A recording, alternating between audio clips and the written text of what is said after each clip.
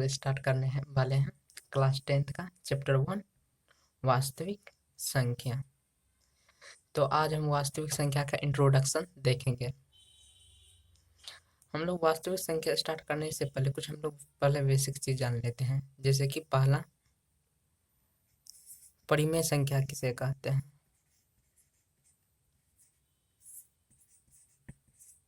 जिसे इंग्लिश में कहते हैं रेशनल नंबर।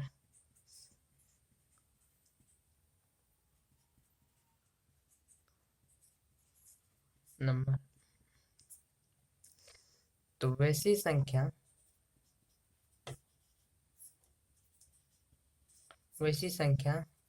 जिसे पी बाय क्यू के रूप में लिखा जा सके तथा पी और क्यू के बीच उभयनिष्ठ गुणनखंड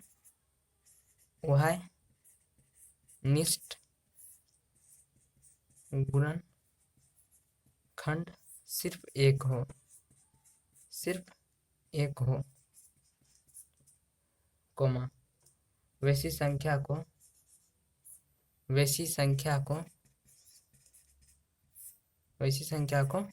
परिमेय संख्या कहते हैं। जहां q not is equal to 0। परिमेय संख्या का मतलब होता है कि वैसी संख्या जिसे p व q के रूप में लिखा जा सके तथा p और q के बीच उभयनिष्ठ गुणनखंड सिर्फ एक हो, वैसी संख्या को परिमेय संख्या कहते हैं। लेकिन जहां q not is equal to 0 होना चाहिए। जैसे कि हम कोई संख्या लेते हैं, जैसे 4/2। यह तो p व q के रूप में है, लेकिन इसका उभयनिष्ठ गुणनखंड क्या है? 2 है। इसको काटिए, 2 इसमें पहले कॉमन निकालिए, कितना होगा 2, और यहाँ पर बच जाएगा 2, यहाँ पर 1। यहाँ पर उभयनिष्ठ गुणनखंड कितना है? 2। दोनों में 2 2 है, तो इसका मतलब यह संख्या परिमेय संख्या नहीं होगा। कहता है इसमें कि उभयनिष्ठ गुणनखंड सिर्फ 1 होना चाहिए, तो इसको हम काटते हैं, 2 2 को काट दिए, 2/1। यहाँ पर 4/2 परिमेय संख्या नहीं होगा, बल्कि 2/1 परिमेय संख्या होगा। और एक और ले लेते हैं, जैसे 2/3। इसमें उभयनिष्ठ गुणनखंड 1 है, तो यह परिमेय संख्या होगा। और जैसे 4 लेते हैं, तो 4 को p q के रूप में लिख सकते हैं। नीचे में कोई संख्या नहीं है, तो कौन संख्या है? 1, तो यह एक परिमेय संख्या होगा। अब अगला देखते हैं अपरिमेय संख्या। अब अगला देखेंगे अपरिमेय संख्या।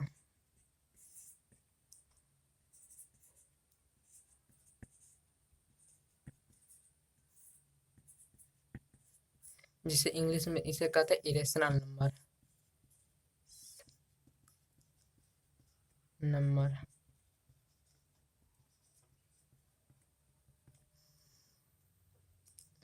वैसी संख्या जिसे p व q के रूप में नहीं लिख सकते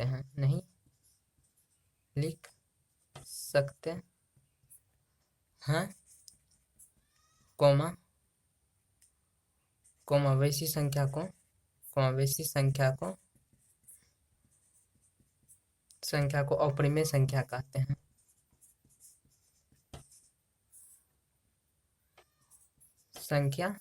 हैं। जैसे √3, जैसे √2, √7, यह सब अपरिमेय संख्या है। रूट में जो संख्या रहेगा वो समझ लेना, वह अपरिमेय संख्या होता है। जैसे कि यहाँ पर रूट फोर अपरिमेय संख्या नहीं है, क्योंकि इसका वर्गमूल निकालते हैं तो 2 निकलता है, लेकिन इसका वर्गमूल नहीं निकलेगा, अपरिमेय संख्या है, जबकि यह परिमेय संख्या है। इसमें एक पॉइंट लिखाते हैं हम कि 22/7 जो है, आप लोग तो पाई के बारे में जानते ही होंगे कि पाई पाई का मान क्या होता है, 22/7। तो पाई एक अपरिमेय संख्या है, अपरिमेय संख्या है, जबकि 22/7 परिमेय संख्या है।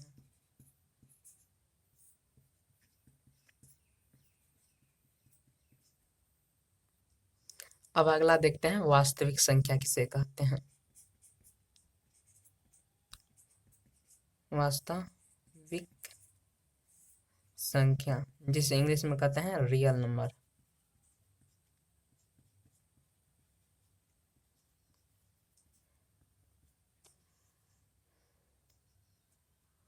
परिमेय संख्या, परिमेय संख्या और अपरिमेय संख्या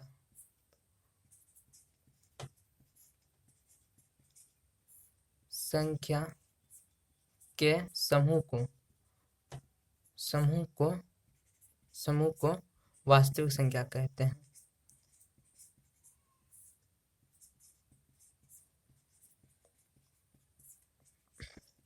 इसमें क्या कहता है कि परिमेय संख्या और अपरिमेय संख्या को अगर दोनों को मिला देंगे तो जो संख्या बनेगा वह वास्तविक संख्या होगा। जैसे कि परिमेय संख्या कौन कौन है, 1 2 3, 4/3, 2/3, 3/2। और अपरिमेय संख्या कौन है, अपरिमेय संख्या √3, √2, √7 etc। यह जो समूह बना, इन समूह को क्या कहेंगे, वास्तविक संख्या। इसे सूचित किया जाता है, वास्तविक संख्या को सूचित किया जाता है किससे, आर से सूचित किया जाता है। अब अगला पॉइंट देखते हैं, एल्गोरिथम क्या है।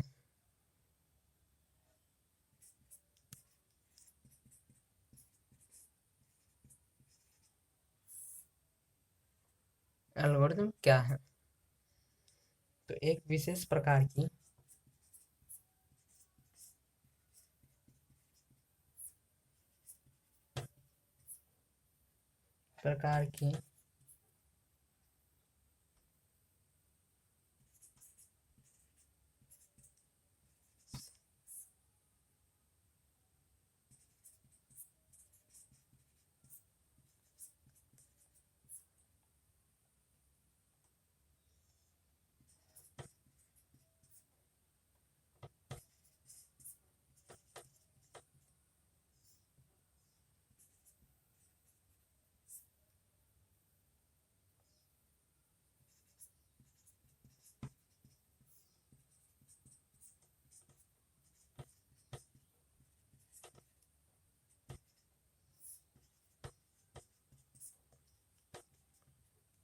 एल्गोरिथम कहता है, एल्गोरिथम क्या है, एक विशेष प्रकार की समस्या का हल प्राप्त करने की चरणबद्ध प्रक्रिया को एल्गोरिथम कहते हैं।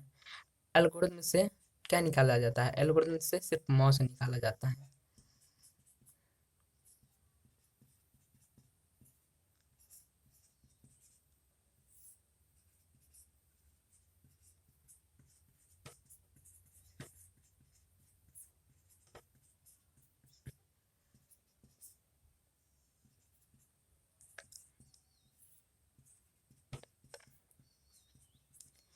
यह जो पॉइंट हम लिखाए हैं, यह मैट्रिक के बोर्ड एग्जाम में कई बार पूछ चुका है कि एल्गोरिथम विधि से क्या निकाला जाता है। तो उसमें ऑप्शन दिया जाता है एलसीएम, एचसीएम, या दोनों, या इनमें से कोई नहीं।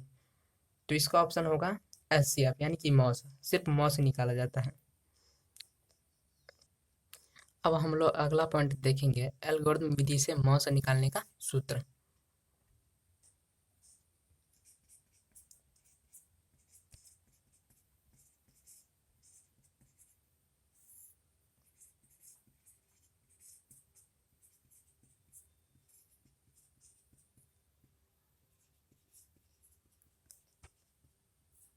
का सूत्र, इसका सूत्र होता है ए बराबर बी क्यू प्लस आर, जहाँ जहाँ 0 के बराबर या 0 से बड़ा आर होना चाहिए और आर हमेशा बी से छोटा होना चाहिए। तो यहाँ पर ए को कहते हैं भाज्य, कॉमा बी को बी बराबर भाजक और क्यू बराबर भागफल और आर को कहते हैं शेष। आप लोग बचपन में एक सूत्र पढ़ा होगा कि भाज्य बराबर क्या होता है, भाजक गुना भागफल प्लस शेष। यह वही सूत्र है। यहाँ पर भाज्य को ए मान लिया है और भाजक को बी और भागफल को क्यू और शेष को आर। अब देखते हैं कोई संख्या लेते हैं, उसका एल्गोरिथम विधि से हम मस निकाल के दिखाते हैं। जैसे कि यहाँ पर एक एग्जाम्पल लिए, एग्जाम्पल में क्या कहता है कि 420 और 130 का एचसीएफ यूक्लिड विभाजन एल्गोरिथम का प्रयोग करके ज्ञात करें। मस तो ज्ञात करना है, लेकिन किसका प्रयोग करके, एल्गोरिथम विधि का प्रयोग करके। तो पहले हम इन दोनों संख्या को लिख लेंगे, 420 हल 420 और 130 तो हम यहाँ पर देखेंगे पहले कि इन दोनों में कौन संख्या बराबर है। यहाँ 420 बड़ा है और 130 छोटा है, तो हम इसमें क्या करेंगे, जो संख्या बड़ा रहेगा उसे भाज्य मान लेंगे, इसे ए मान लेंगे, और जो संख्या छोटा रहेगा उसे क्या मान लेंगे, उसे भाजक मान लेंगे, यानी कि इसे बी मान लेंगे।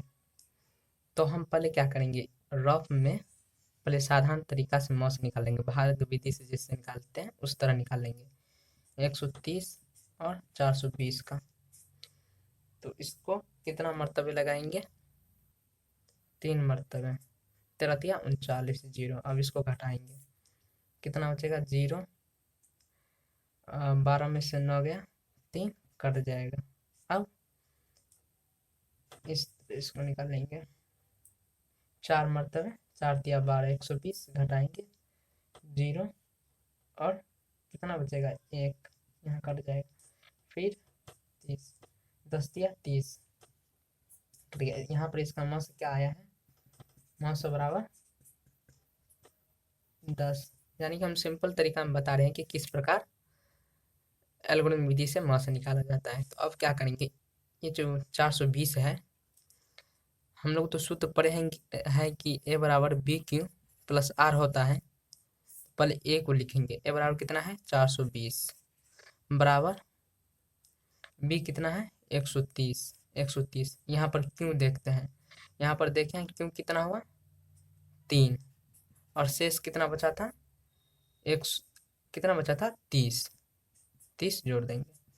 फिर अब यहाँ से क्या हुआ, अब यहाँ से दूसरा स्टेप शुरू हो गया। दूसरा स्टेप में क्या करेंगे, यहाँ पर जो 130 है इसको यहाँ पर लिख देंगे। अब 130 को यहाँ पर लिख दिए, यह तो भाज्य हो गया, तो भाजक इसका कौन है 30, तो 30 लिख देंगे, और इसका भागफल कौन है 4, तो 4 से गुना कर देंगे। इसके बाद शेष कितना बचा है 10, इसमें 10 ऐड कर देंगे। फिर यहाँ पर 30 है, इसको भाज्य मान लेंगे। फिर यहाँ पर देखते हैं 30 का भाजक कौन है 10 लिख देंगे, और इसका भागफल 3, तो 3 यहाँ पर गुना कर देंगे। और शेष कितना बचा है 0 बचा है, तो यहाँ पर 0 ऐड कर देंगे। जब देखेंगे यहाँ पर 0 लास्ट में शेष आ गया, तब हम इसका स्टेप करना छोड़ देंगे। तब इसका मौस कौन होगा, जो भाजक होगा, यानी कि बी जो होगा वही इसका क्या होगा मौस, तो लिख देना। इसीलिए HCF बराबर 10। इसी तरह से एल्गोरिथम विधि से मौस निकाला जाता है। अब अगला पॉइंट देखते हैं। अगला पॉइंट में क्या कहता है कि परिमेय संख्या का दशमलव प्रसार शांत है या अशांत, उसके पहचानने के नियम। उसके पहचानने के नियम क्या है?